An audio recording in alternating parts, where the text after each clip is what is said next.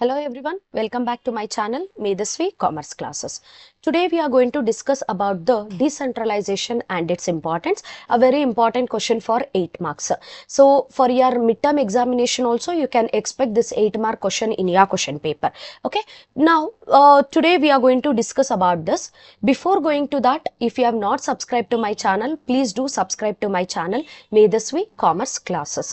So more updates regarding your business studies, your 1 mark, 2 mark, 4 mark, 8 mark, I'm going to leave our videos regarding that. Stay tuned to my channel to get more videos about it. Okay, so now without much delay we are going to move on to this decentralization and its importance. What exactly mean by this decentralization? What is this decentralization? What is this centralization? See, if you are running with one organization, if you want to take, you all know that there will be a different levels of management will be there. Top level will be there, middle level will be there, lower level of management will be there. Assume that if any decision which has to be taken by the top level management, how will be the situation in your organization? Even for a small decision, a simple decision, you have to wait for a longer period of time. And it has to go with the different levels, different hierarchies. It will consume so much of time. So what is a solution for it?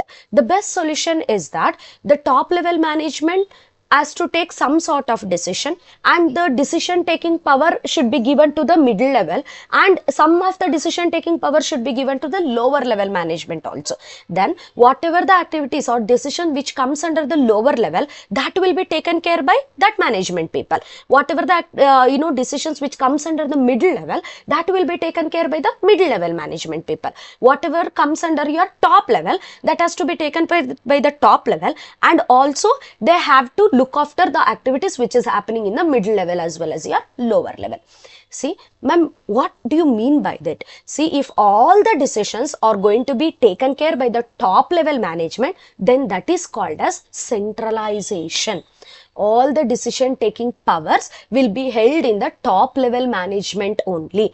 If decision taking power is given to the lower levels of management, like it may be the middle level or lower level, then that is called as centralization.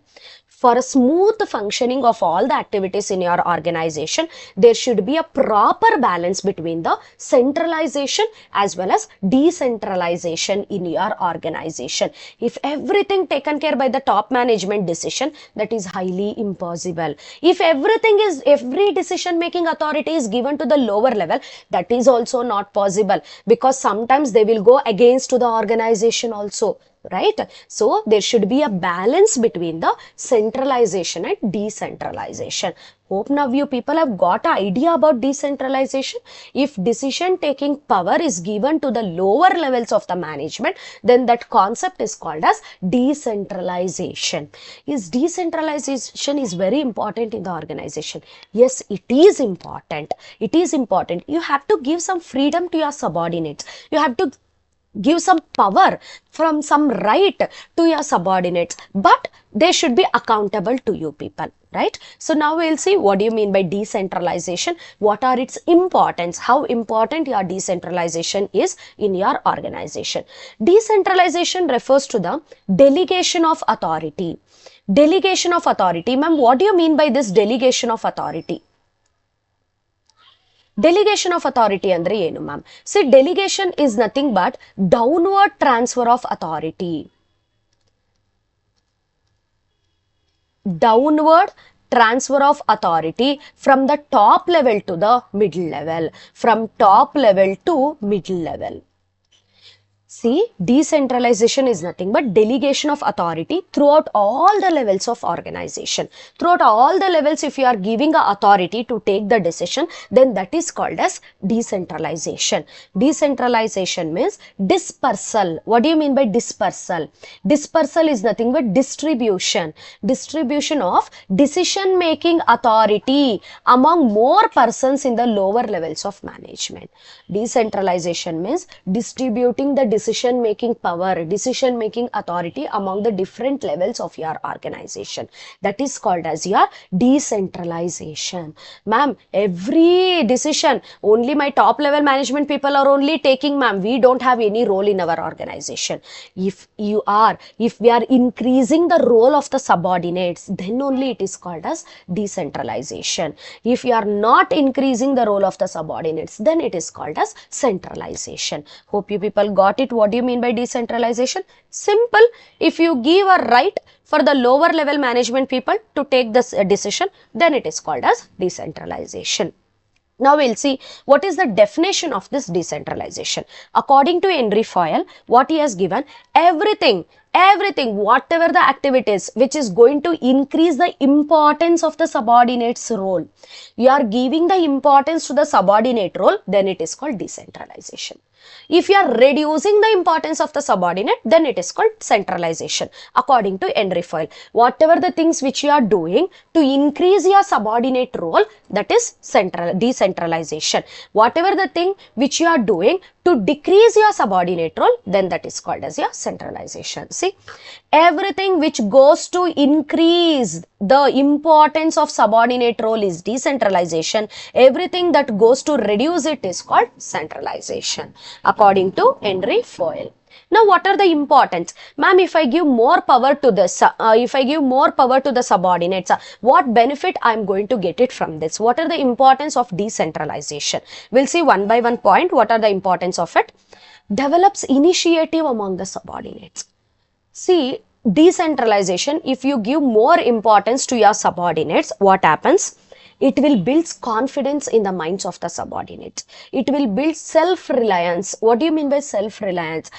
Relying, depending upon themselves, depending upon the decisions taken by them, depending upon the judgments which are going to taken by them. First one, it increases the initiative among the subordinates. Initiatives, confidence it will increase. It will increases the ability to take the decisions. It will make them to analyze the situation, whatever the challenging situation is there, whatever the problems they are facing upon that, and for that problem, how to solve the solution. If any problem comes, directly coming to the top level management and asking the solution for it, that is not a major thing. If any problem comes under your category, under your capacity, you should have a ability to judge that problem, and you should have a capacity to take a remedial action so that the problem can be easily resolved, right? That initiatives will be developed among the subordinates, because they will depend upon their their decision. They will try to depend upon their decision, their judgments. It will build the confidence among them. It will build the self-reliance among the subordinates, so that you can easily come across which executive have a more leadership qualities, which executive have more leadership qualities, how we can handle the situation. That can be easily known to the top level management people through decentralization. It will develops the initiative. Develops initiative in the sense, you have to keep three things in the mind in this point. That is, I already told you, one is self-reliance, one is it builds the confidence, and it will make them to depend upon their judgment or decisions. Depend upon their judgments or decision. These 3 points you have to keep it in your mind. It develops initiative among the subordinates. Coming to the next one, develops managerial talent for the future. Okay. Yes, when we want to go for a next level position in your organization, what we used to do, used to get a formal training. Training will be there. Obviously, correct. When you are going to give a training, then you will be prepared for the next position, whatever you are going to get it in your organization. That will prepare you, the formal training will prepare you for your future. Obviously true. But apart from that, whatever the practically, problems which you are going to solve independently, what you are going to solve, that will give more experience than your training. Practical experience, what you are going to get it from independently solving the situation, independently, solving the problems which you are going to arise in your particular this one. That will make you people to train for the future. That will help you people to go for the next levels in the organization, because you are well versed in solving the problems, you are well versed in understanding the situation which is prevailing at that particular point of time. Now what decisions I have to take, what what are the solutions I can come across to solve such problems, how I can handle this situation in my within my hands. All those things will help you people, will develop you people for the next level, will develop you people for the further. It will also helps the management, higher level management, to know that who is best suited for the next managerial position, so that you can easily promote them to the next levels. Who can't take the responsibility. Bifurcation of the people can also be done through giving the opportunities for them to show their ability, showcase their talents in your organization. So it will helps them to get the managerial talent for the future. Why? Because they will gain a experience about solving the situations in there and taking decisions in their particular boundaries. Okay. Next, quick decision making. Yes, obviously this is correct. Quick decision making. See, whenever you want to take any decisions in the organization, it has to follow some hierarchy, right? If it is in a central organization, first the decision has to be taken care by the top level management, then it should move to the lower level, then it should move middle level, then it should move to the lower level management. If any decisions has to be taken in the lower level of managerial activities, that is in the operational level, what happens here? It has to move from each and every level. So decision will take so much of time in the centralized organization, so that you can't make changes according to the dynamic changes what is happening in your environment. Quick decision making is not possible. But in decentralized organization, what happens? Whatever the decision which you have to take it in the lower level, that power will be given to the subordinates to take the decisions within their boundaries, so that they can take the decisions very quickly. They can adopt to the changes what is happening in the organization like this.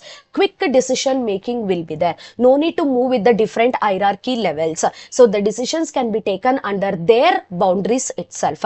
But they should be accountable with the higher levels of management. So quick decision making will be there. Relief to the top management. Obviously, if everything, each and everything, the small one or big one, each and everything, the top level management has to take care, in the sense, it is highly difficult for them to, understand all the situation and also to take the decision in different situations, everything. Instead of that, what you can do, you can give some powers to the lower level management, so that they will take some decision. You can get relaxed. So whatever the operational decisions are there, everything you give it to them. Lower level management will take care about the operational decision. You take care about the policy decision. So it will become less. You can put more effort in taking the policy decisions over there. You'll be having so much of time to take the policy decision. If you are, you can give all these operational decisions to the lower levels of management. So relief will be there. So much of time will be saved. Energy will be saved with the top level management. So policy decisions can be taken care by the top level. Operational decisions can be taken care by the lower level management people. Facilitates growth. Yes. Here what happens, if you are going to give a decision taking capacity to the lower level management, the autonomy will be created with the different departments. Autonomy, they will be having some power, some rights to take some decisions under their boundaries in their particular department. Here what happens, some sort of competition will arise in the minds of the different departments. Each one department will try to compete with the other department, will try to give a good effort, good efficiency in their production. Effectively, each one is going to perform their work when compared to the others, because they have to prove themselves. No, they have to prove themselves. So each one will put more effort. They will do more work over there. So every department is going to do like that. Obviously, what happened? The production is going to increase us. If the production is going to increase us, effectiveness is going to increase us. Obviously it will give the return to you people. If it is going to give the more amount of return, you can invest that in your expansion and growth. So obviously, indirectly, your decentralization will help you people to increase the growth of your organization, facilitates the growth of your organization. Okay, better control. There will be a different departments are going to take their own decision. They'll be having autonomy over taking the decisions over there. So departmental heads will be held responsible for that. You'll be having a better control about it. They are held responsible. They are held responsible regarding the results, what is going to be happen in their particular department. So you can have a meeting with the departmental heads and all, and you can discuss with the progress of your particular department, how the decisions are going to be taken care, how the activities are going to be taken care. You'll be having a greater control over it. If you are a single person, everyone has to control each and every individual people, that is highly impossible, right? So that you'll be having some different personalities over there, different managers over there. They are going to take care about all the activities. They are going to take all the decisions which comes under their boundaries. So you'll be having a better control about the functional heads or the departmental heads over there. These are the major importance of your decentralization. How important your decentralization in your organization. If you given a power to your lower levels or your subordinates, how much benefits you are going to get it from that particular decentralization. In spite of this, in spite of you are going to get so many benefits from it, but when you are going to implement this decentralization, you have to take utmost good care. So much of freedom giving to the subordinates is also a problematic to the organization. Why? Because sometimes the subordinates are going to take the decision which will affect the interest of the organization. So you have to take care about those things with the precautionary measures. If you are going to adopt this decentralization in your organization, it will benefit you a lot. Okay, so what are the importance of this decentralization? I hope you people have understood with today's topic. So let us see with the notes of it. What is decentralization? Explain its importance. You write the meaning of the decentralization. Meanings are in simple one line. It will carry 2 marks now. So I have given both the meanings. If you can't remember with both the things, you can write any one. Put the points, importance of decentralization, then explain each point. Hence it is a 8-mark question. You have to explain all the points, and I have given the conclusion also in the last. So don't forget to write the conclusion for your 8-mark. Okay, hope you people understood with today's class, that is decentralization and its importance. We'll come up with the next class. We are going to discuss about the formal and informal organization and delegation. By that we'll complete with the organizing chapter. Okay, until that, stay tuned to my channel. Bye bye.